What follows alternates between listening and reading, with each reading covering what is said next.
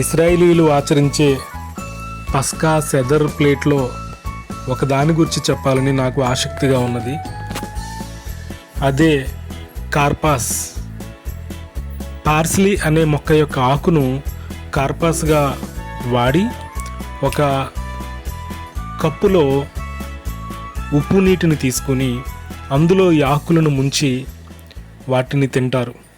అయితే ఈ ఆకులను ఆ ఉప్పు నీటిలో 2 సార్లు ముంచుతారు. మొదటిసారి ఇశ్రాయేలు ప్రజల కోసం ముంచుతారు, రెండవసారి ఐగుప్తీయుల కొరకు ముంచుతారు.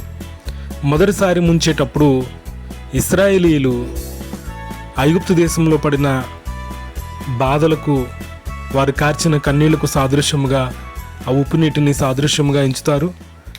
రెండవసారి ఈ ఆకులకు అంటుకున్నటువంటి ఆ ఉప్పు నీటిని ఇశ్రాయేలు ప్రజలను వెంబడించిన ఐగుప్తీయులకు సాదృశ్యముగా వారు రెండోసారి ముంచుతారు. రెండోసారి ఉప్పు నీటిలో ముంచినది ఇశ్రాయేలు ప్రజలు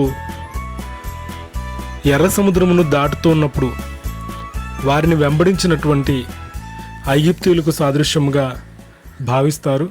ఆ ఎర్ర సముద్రంలో వారు ముంచబడి బయటికి వెళ్ళినప్పుడు ఐగుప్తీయులందరూ కూడా ఆ ఎర్ర సముద్రంలో ముంచివేయబడ్డారు. దీనికి సాదృశ్యముగా రెండోసారి ఆ ఆకులను ఉప్పు నీటిలో ముంచి తీసి వాటిని తింటారు. అంటే ఇశ్రాయేలీల దేవుడైన పరమతండ్రి ఐగుప్తీయులను సముద్రంలోనే ముంచివేశారని చెప్పడానికి సాదృశ్యముగా ఈ ఆకులను వారు తింటారు. ప్రియ సహోదరులారా, గమనించండి. ఇది ముంచుతున్నప్పుడే మన రక్షకుడైన యెషువా మెస్సీయ వారు చెప్పిన మాట ఇస్కరియోతు యూదా పట్ల నెరవేర్చబడింది. నాతో చెయ్యి ముంచువాడు నన్ను అప్పగించును అని చెప్పిన మాట ఈ కార్పాస్ అనే పార్సిలీ యొక్క ఆకును ఉప్పు నీటిలో ముంచి తీసినప్పుడే జరిగింది అని మనం గమనించవచ్చు.